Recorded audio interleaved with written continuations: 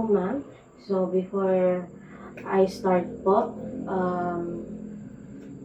ipe-prepare ko po muna yung mga materials po or equipments na gagamitin ko po sa assessment na to.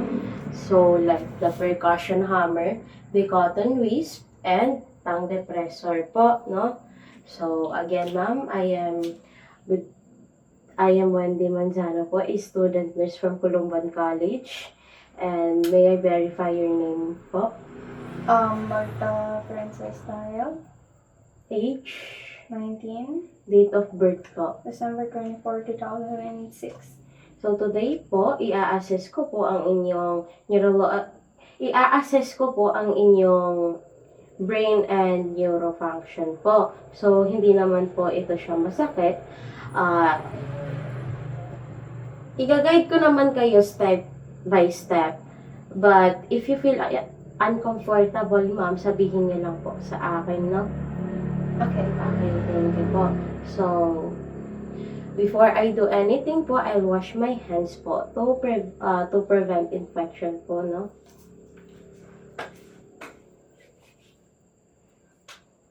So, next po is I'll close the curtain po to provide your privacy po as a patient.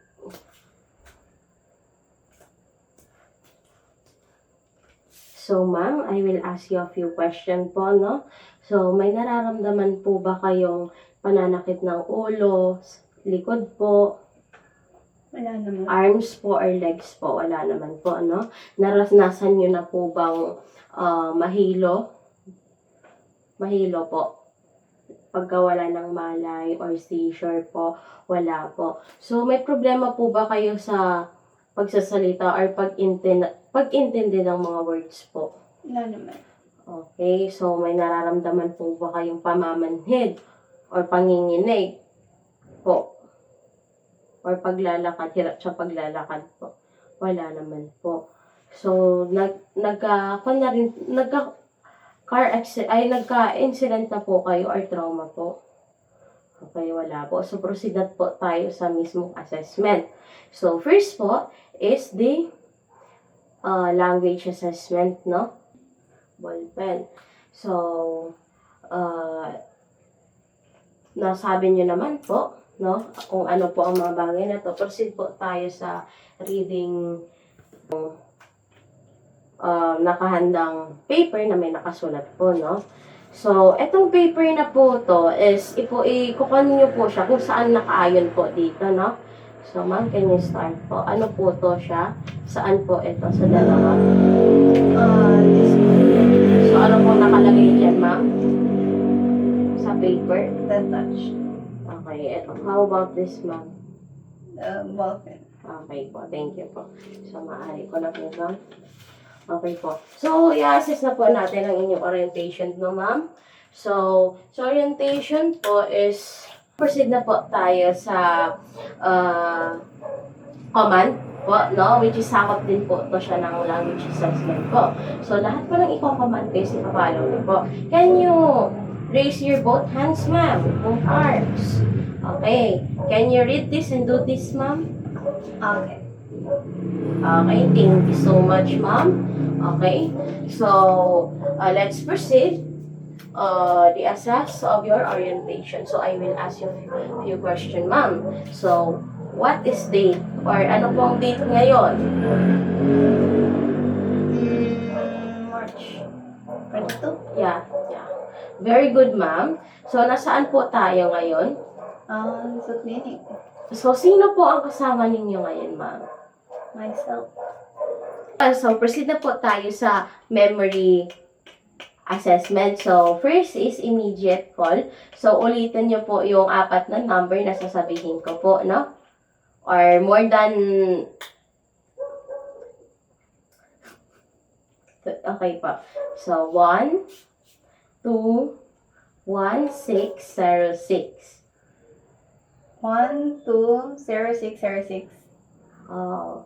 So, again po, ma'am. 1, 2, 1, 2, 1, 6, 0, 6. 1, 2, 1, 6, 0, 6. Okay po. So, paki-ulit po ng buo po, ma'am. 1, 121606. 1216106. Okay po, so try na po natin pa backward pa ma'am, no? Yung apat lang po. So, 6061. 1606.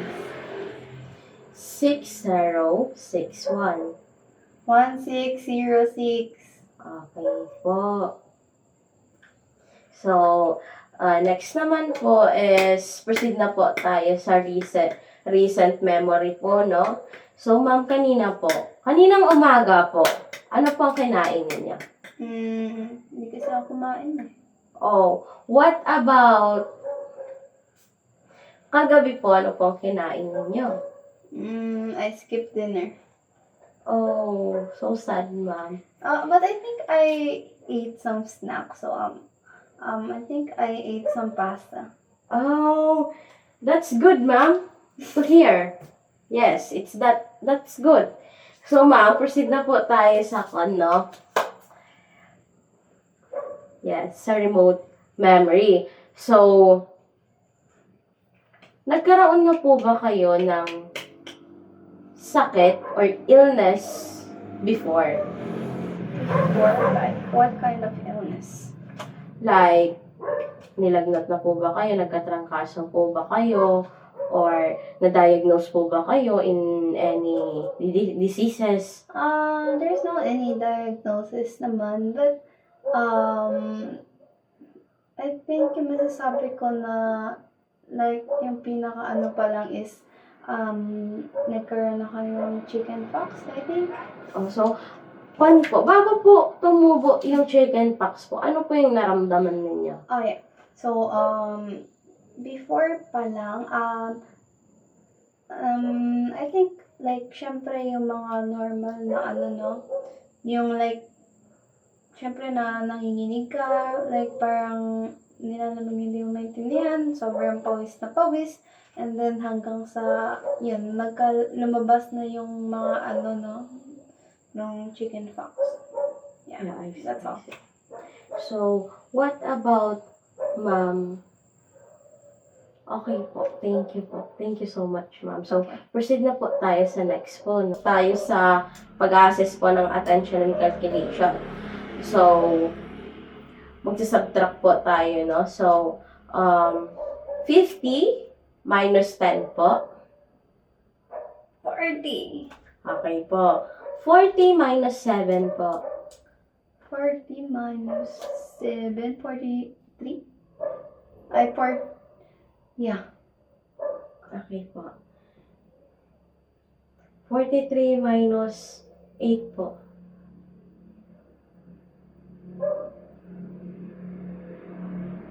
43? So, the eye opening of the client po, it opens to speech, which is, anong tinawag yung pangalan niya, it's 3 po, no? So, ang verbal response po ni client is 4, and the motor response po is 5, no? So, the cranial nerves here is the cranial nerve number 3, which is oculomotor po. While we will be proceeding to the patellar reflex. Okay po, I'll be using this one. So, ma'am. Okay po. So, ma'am, pwede ko po bang hawakan? Okay. Okay po. Okay po.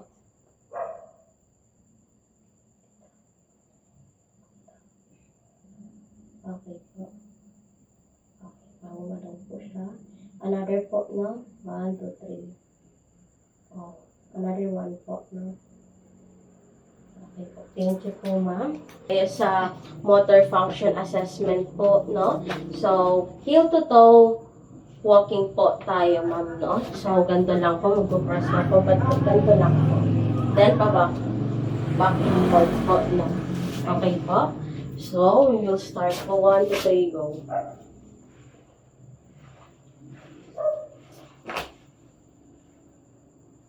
Okay po.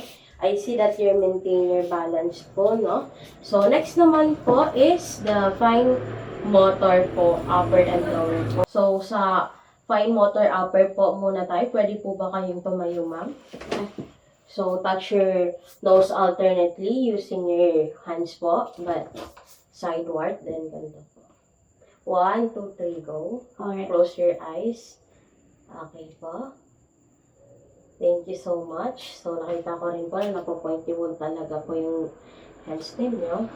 And next po is proceed na po tayo sa fine motor lower po. So, pwede po ba kayong humiga? Alright. So, heel down, opposite shin. So, while laying down, run your heel from your knee down to your foot po. Like this po. Okay po. Pero ikon po, ganyan po siya, no? And next is, ganito rin po. At patry po by yourself po. Okay po. Okay po, thank you po. So, ma'am, proceed na po tayo sa sensory function po. So, I'll be using a cotton mist po. So, kung magta-touch po to sa any parts of your skin po, is say yes po, no?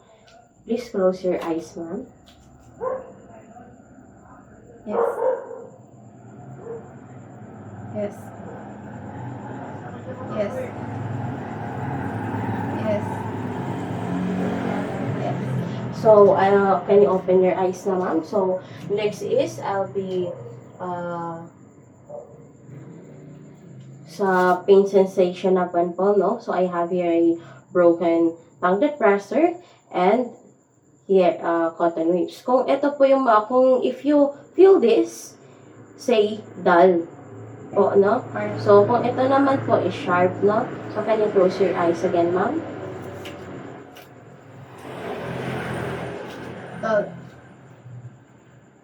Sharp. Dull.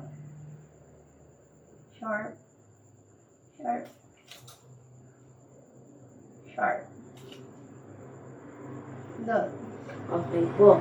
So, proceed naman po tayo sa kinesthetic position po, no? Yes po. So, pwede po ba kayong humiga, ma'am? Ito, in different direction po, no? Close your eyes po. And sabihin niyo po sa akin kung ano pong direction. Okay po ba? Alright. Okay po. Down. Up.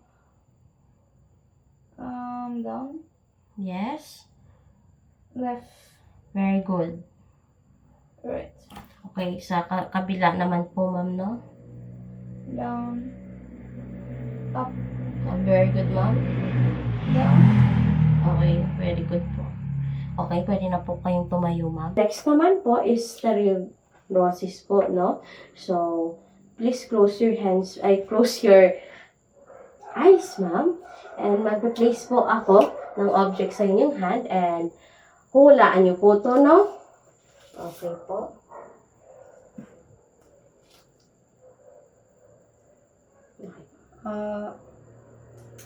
It's some ball pen.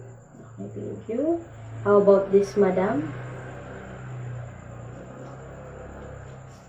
It's kind of familiar. I think it's a bottle of like alcohol.